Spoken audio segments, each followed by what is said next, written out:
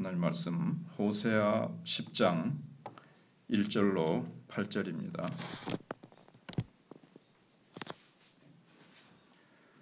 찾았으면 합독하시겠습니다. 호세아 10장 1절로 8절입니다. 이스라엘은 열매 맺는 무성한 포도나무라. 그 열매가 많을수록 제단을 많게 하며 그 땅이 번영할수록 주상을 아름답게 하도다. 그들이 두 마음을 품었으니 이제 벌을 받을 것이라. 하나님이 그 주상을 허시리라. 그들이 이제 이르기를 우리가 여호와를 두려워하지 아니하므로 우리에게 왕이 없거니와 왕이 우리를 위하여 무엇을 하리요 하리로다. 그들이 헛된 말을 내며 거짓 맹세로 언약을 세우니 그 재판이 밧이랑에 돋는 독초 같으리로다. 사마리아 주민이 벳아웬의 송아지로 말미암아 두려워할 것이라. 그 백성이 슬퍼하며 그것을 기뻐하던 제사장들도 슬퍼하리니 이는 그의 영광이 떠나감이며 그 송아지는 앗수르로 옮겨다가 예물로 아랫 왕에게 드리리니 에브라임은 수치를 받을 것이요 이스라엘은 자기들의 계책을 부끄러워할 것이며 사마리아 왕은 물 위에 있는 거품같이 멸망할 것이며 이스라엘의 죄 곧 아웬의 산당은 파괴되어 가시와 찔레가 그 제단 위에 날 것이니 그때에 그들이 산더러 우리를 가리라 할 것이요 작은 산더러 우리 위에 무너지라 하리라. 아멘. 먼저 1절에서 하나님께서는 이스라엘 백성들을 향해서 열매 맺는 무성한 포도나무라고 말씀하고 있습니다. 그런데 그 열매가 많을수록 제단을 많게 하며 그 땅이 번영할수록 주상을 아름답게 하도다. 이스라엘 백성들은 귀한 열매를 맺는 포도나무였습니다. 포도나무가 열매를 맺으면 어떻게 합니까? 더 많은 열매를 맺기 위해서 장가지를 쳐주고 거기에 더 많은 정성과 열심을 내서 더 많이 맺히게 하려고 이제 노력을 할 겁니다. 그러니까 불필요한 것들은 다 정리를 하고 제거를 하면서 열매 맺는 일에 더 이제 집중을 이제 해야 됩니다. 그런데 이스라엘 백성들은 열매를 더 많이 맺기 위해서 노력하는 것이 아니라 제단을 많이 만들고 주상, 이건 이제 기둥이죠. 어떤 제단에다가 이제 뭐 기둥 같은 거를 만들어서 기둥을 또 막 꾸몄겠죠. 여기 주상을 아름답게 장식을 했습니다. 여기서 열매는 뭔가 하면 이스라엘 백성들이 하나님의 말씀으로 만들어내는 아름다운 삶을 말합니다. 삶. 그들은 계속 이런 아름다운 삶을 만들어내기 위해서 이제 더 노력을 해야 됩니다. 근데 이런 노력은 하지 않고 엉뚱하게 종교적인 열심으로 열매 맺는 것을 대신하는 겁니다. 본질, 형식이라는 것은 본질을 담기 위해서 이제 있는 건데 그릇, 형식. 근데 본질은 없는데 대접의 겉만 안에 내용은 없어요. 그러니까 어떻게 보면 내용이 없다는 걸 감추기 위해서 겉을 더 멋지게, 더 화려하게 뭐가 있는 것처럼 꾸미는 거죠. 다른 종교에 가보면 사원 같은 것을 엄청나게 아름답고 막 휘황찬란하게 또 막 거대하게 막 이렇게 지어 놓습니다. 이슬람 사원 같은 데 가보면은 정신이 없을 정도로 그 막 형형색색으로 그리고 막 그 건물 자체에 압도당하도록 이렇게 해놓는 것을 볼 수가 있습니다. 근데 이스라엘 백성들이 그 안에 핵심을 잃어버리니까 하나님을 향한 사랑과 하나님을 향한 신앙의 본질을 잃어버리니까 그걸 어떻게 보면 이제 감추기 위해서 그렇게 이제 형식적인 외모를 막 꾸민 거예요. 그래서 2절에 그들이 두 마음을 품었으니, 근데 사실 원문에는 거짓된 마음이라고 되어 있습니다. 물론 두 마음이나 거짓된 마음이나 사실은 뭐 같은 겁니다. 거짓된 마음, 두 마음을 품은 거죠. 마음은 이제 하나님을 향한 사랑이 없으면서 실제로 마음은 우상에게 가 있고 세상 헛된 욕망으로 차 있으면서 한 마음은 이제 막 우상 같은 걸 가지고 하나님을 사랑하는 척 이렇게 하는 거죠. 그러니까 거짓된 마음이죠. 이제 벌을 받을 것이라. 근데 하나님은 다 아세요. 겉을 아무리 멋있게 하나님을 향한 신앙이 굉장한 것처럼 꾸며놔도 하나님께서는 아시고 그 본질, 중심을 보시고 벌을 내리시겠다는 겁니다. 그래서 하나님이 그 제단을 쳐서 깨뜨리시며 그 주상을 허시리라 그랬습니다. 그래서 하나님께서 이스라엘 백성들에게 원하시는 것은 이런 많은 종교 행사가 아니었습니다. 하나님께서 그들에게 원하시는 것은 하나님의 말씀에 순종하면서 살고 다른 사람들에게 기쁨을 주고 소망을 주는 아름다운 삶의 실천이었습니다. 그러니까 하나님의 말씀에 순종하는 삶이죠. 율법을 실천하면서 살면 그 삶이 정말 아름답고 향기가 나고 하나님의 영광을 드러내게 되어 있습니다. 그 삶에 하늘의 생명이 넘치게 되어 있는 거죠. 근데 그게 없고 제단만 많이 만들고 주상만 아름답게 꾸몄다는 겁니다. 근데 이런 것들이 이제 안 믿는 사람들의 눈에 보면 야, 신앙심이 굉장하다고 느껴집니다. 아까도 뭐 예를 든 김에 이슬람 사원 같은 것을 보면 거기 쏟아붓는 그 어떤 정성과 물질과 그런 것들을 보면 야, 이 사람들 신앙이 굉장하구나. 그런데 그게 이제 신앙이 아니죠, 사실은. 예. 하나님이 원하시는 참된 신앙은 아니고 그냥 종교적인 열심입니다. 근데 이스라엘 백성들이 이방인들이 가진 어떤 그런 종교적인 열심이라는 거죠. 하나님을 향한 참된 신앙이 아니고 하나님의 사랑이 신앙의 본질이라는 것을 그들은 알지 못했습니다. 단지 눈에 보이는 신앙심만 보고 사람들이 이제 뭐 다른 종교의 사원 같은 데를 보면 굉장히 오랜 시간 동안 뭐 돌을 깎아서 만들든지 금과 뭐 이런 보석 같은 걸로 굉장히 많이 이제 꾸며놨는데, 근데 하나님은 이스라엘 백성들에게 원하는 건 그게 아니에요.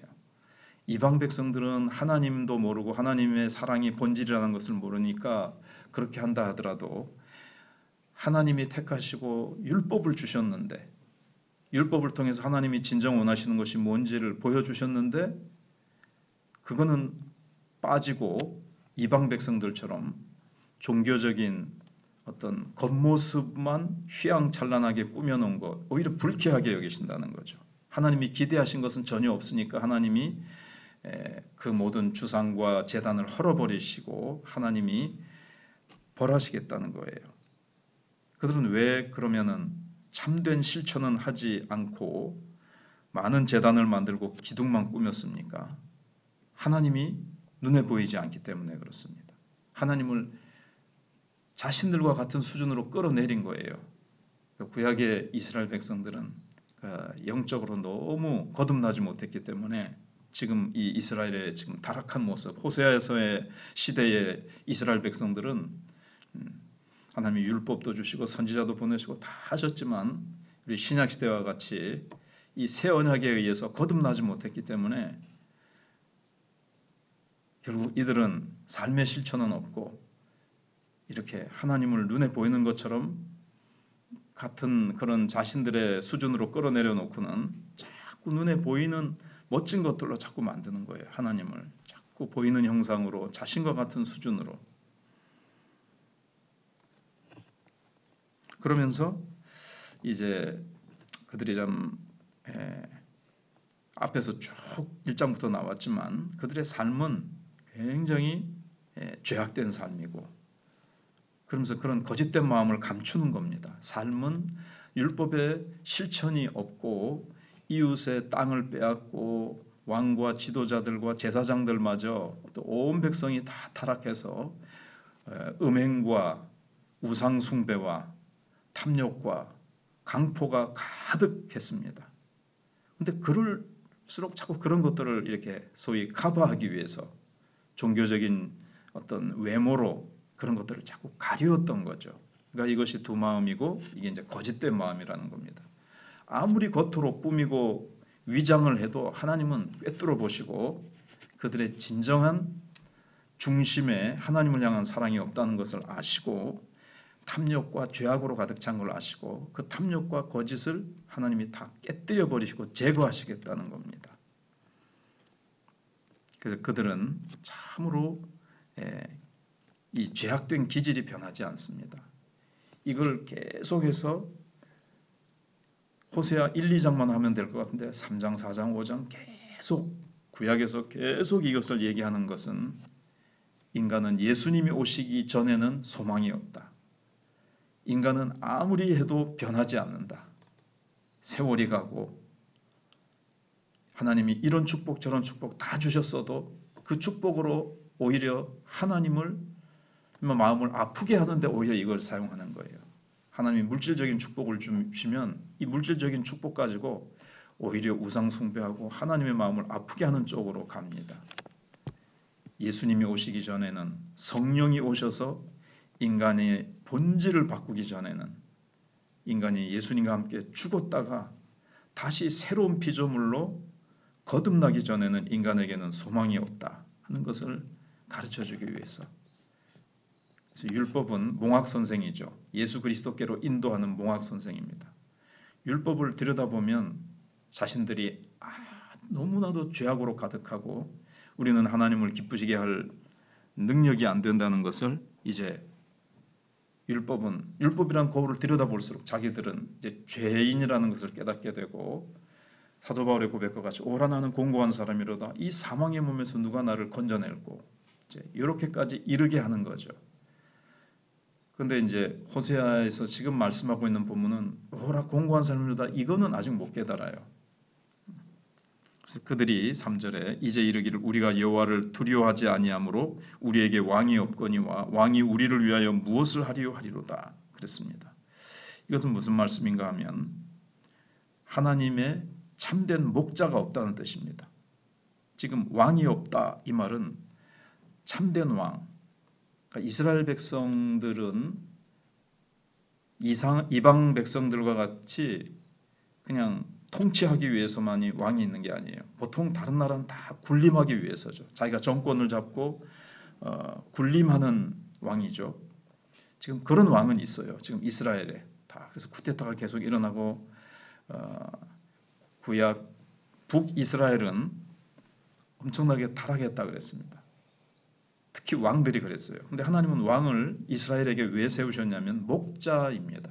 이스라엘 백성들이 하나님의 말씀대로 바른 길을 가도록 하기 위한 안내자, 인도자, 목자 역할을 하는 거예요. 하나님의 뜻을 따라 살아가도록 또 나라가 하나님의 뜻에 따라 운영되도록 하는 목자였습니다. 그런데 그런 역할을 하지 않아요. 지금 호세아 시대 이스라엘 왕은 자기가 군림하고 자기 욕심을 채우고 뇌물을 받고 제사장들과 함께 잘못된 재판을 하면서 더 백성들을 타락시키고 더 나라를 잘못된 방향으로 죄악으로 이끌었던 겁니다. 참된 왕이 없다 이 말입니다. 그리고 왕들은 또 계속 하나님을 두려워하지 않았기 때문에 이스라엘 백성들은 왕을 원치 않았어요. 이 말 속에는 그들은 왕을 원치 않고 왕이 어디 있느냐? 왕이 있으면 또 뭐하냐? 이런 식으로 한 거죠. 왜냐면 왕이 있으면 왕이 신명기에 보시면 율법책을 딱 복사를 해가지고 항상 옆에 두고 말씀대로 백성들을 인도하라 그랬거든요. 근데 이스라엘 백성들은 하나님을 두려워하지 않으니까 그런 하나님의 말씀으로 가르치는 왕이 싫다는 거죠. 하나님의 말씀대로 자기네들의 삶을 간섭하고 그렇게 살면 안 된다. 이 길로 가야 된다. 이게 하나님의 뜻이다. 이렇게 하는 것을 원치 않은 거예요. 자기네들 마음대로 욕심을 채우면서 살기를 원했기 때문에 하나님이 목자로 세우시는 왕, 목자의 역할을 하는 왕이 필요 없다. 거부하는 거죠. 왜냐하면 마음대로 하나님을 두려워하지 않으니까 마음대로 죄짓고 싶어서 이제 그렇게 됐던 겁니다. 이게 지금 호세아 시대의 이스라엘 백성들의 모습입니다. 하나님의 백성으로 아무리 하나님께서 세우시고 모든 것들을 갖추어 주셔도 예수 없고 성령 없는 이스라엘 백성들, 그들은 결국 인간의 깊은 본성은 무엇인가? 죄인으로 태어나서 죄를 생산해낼 수밖에 없는 존재라는 겁니다. 그래서 예수님이 오셔야만 되고 예수님이 오셔서 우리의 죄를 위해서 십자가에 죽으시지 않으면 인간의 이 죄성은 절대로 변하지 않고 인간은 변하지 않는다. 그래서 지금 호세아서는 신약이 점점 가까워오죠. 신약이 가까울수록 점점 더 이렇게 죄가 더 절정에 이르고 죄의 깊이와 그 부패의 깊이와 높이와 이게 이제 더 심각해지는 거예요. 점점 더 예수님이 오셔야 될 필요성을 더 이제 구약 뒷부분으로 올수록 더 이제 말라기까지 오면 예수님이 반드시 오셔야 되고 왜 예수님이 십자가에 죽으셔야만 되는가? 인간의 죄가 얼마나 크고 부패하고 만물보다 심히 거짓되고 부패한 것이 인간의 마음이라 하는 것처럼 예수님이 오셔서 십자가에 죽으셔야만 된다는 것을 보여주고 있습니다. 우리는 이 말씀 속에서 이제 마지막으로 우리도 죄의 본질이 죄성이 우리도 좀 남아 있습니다. 예수님을 믿고 우리가 변화됐지만 그래서 우리가 십자가를 붙들지 않고 십자가를 바라보지 않고 예수님과 성령을 의지하지 않으면 우리도 내 기질과 내 자연인의 본성으로 나도 모르게 욕심을 쫓아서 살기 쉽고 세상의 쾌락을 쫓아서 살기 쉽고 하나님을 사랑하는 마음이 식어지면서 이것을 어떤 종교적인 열심과 겉모습으로 신앙이 있는 것처럼 겉에 나타나는 형식으로 자꾸 이걸 가리려고 하는 쪽으로 우리가 빠지기가 쉽다는 거죠. 우리도 그렇게 되지 않도록 경계해야 됩니다. 한국교회도 신앙이 많이 떨어졌는데 그것을 다른 걸로 많이 이제 커버하려고 한 것이 있다면 그리고 무엇보다도 호세아에 있는 것처럼 한국교회는 하나님께로 돌아가자. 회개하고 하나님을 알자. 그리고 뒤에 나오지만 묵은 땅을 기경하고 하나님 앞에서 한국교회가 새로지게 해달라고 그래서 하나님께서 이 민족을 향해서 지금 정치, 경제, 모든 외교나 이런 것들이 지금 위기에 봉착했습니다. 지금 대통령 선거가 있었는데 앞으로 굉장한 위기가 닥칠 것을 많은 사람들이 우려하고 있는데 왜 그렇게 됐을까요? 한국교회와 이 민족을 하나님이 오히려 사랑하셔서 참 징계하시는데 우리가 더 깨어서 기도해야 될 것입니다.